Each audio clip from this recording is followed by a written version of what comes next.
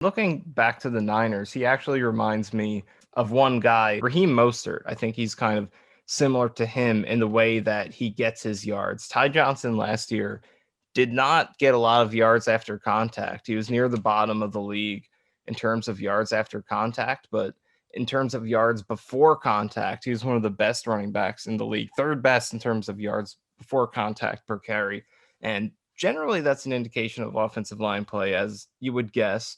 But when you look at the way Johnson was playing last year, yes, they did block for him pretty well, but the Jets offensive line also did block pretty well most of the season in the run game.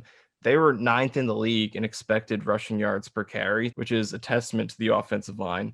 It's just that when Pirine and Gore were in there, we'll talk more about Pirine, but their vision wasn't great. They were running into gaps that they shouldn't have been when there were open gaps in other parts of the field. But when Johnson came in the game, he was taking advantage of the holes that were there. His vision was really good. He's making a lot of good decisions. And that's why he got so many yards before contact per carry, because he was making the right call, going to the right hole. So he wasn't having to face that contact early in the rep because he was finding the open space. So I think that's what stands out for me with him is he has very good vision, and that's going to work well an outside zone where it's, you're looking outside to the D gap. No, that's not there. Hit the C gap. No, that's not there. Find the B gap. You're just making one decision after the next. You got to be able to find that hole and hit it quick. And, this is why I compared him to Mostert, because Mostert was actually up there with Johnson in terms of yards before contact. Johnson got 52% of his yards before contact last season. Mostert